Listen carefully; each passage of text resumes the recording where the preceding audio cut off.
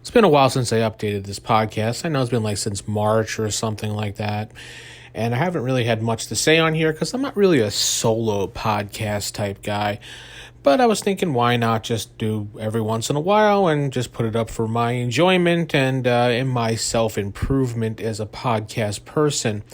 I've been doing a lot of YouTube lately, or I should say a lot of Twitch. I like playing horror games or multiplayer survival type games, and it made me think about RPGs and what I could play inside of an RPG. Well, what type of RPG I could play. I do like a lot of different various games. I don't like sticking to one game entirely. Like some people just like playing D&D and that's it. I enjoy various games like Palladium's games. I know a lot of people think that system is shit and they can't, it's just a bunch of garbage. But you know what? Palladium games is a game that I grew up playing in high school, Palladium Fantasy and Rifts. And the game really hasn't improved much since then, because looking back then and realizing how I played the game and how I'm playing the game now is a lot different, because we played it back in high school. The GM that was running the game basically was not playing the game how it should be. He made up his own rules. But most people say that Palladium, that's the way it works. You have to house rule it to get it to work correctly. I'm not sure if that was Kevin's vision when he made the game, or he cares. I just know he knows people will buy it and enjoy the game. So maybe that was his vision. As long as, I would think as a designer, as long as people are playing your game and talking about your game, and heck, even buying your game, then you are successful, regardless of how they use the tools you give them. You are presenting them a guideline, and they take that guideline and use it how they should use it for their purposes.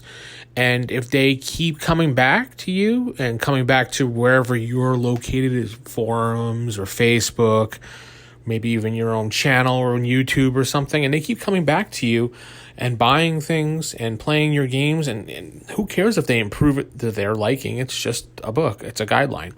And I would think you're successful. Well, Palladium has gone through their troubles.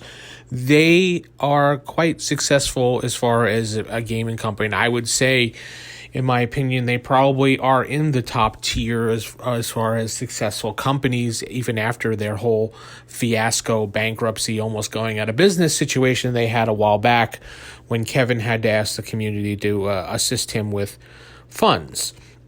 So I would consider, Wizards of the Coast probably up there with the number one successful gaming company, obviously because they have money backing them from Hasbro and whatever company owns Hasbro. I can't think of it off the top of my head, and then Paizo right behind it, though Paizo has had its troubles though, but they're, coming back as well.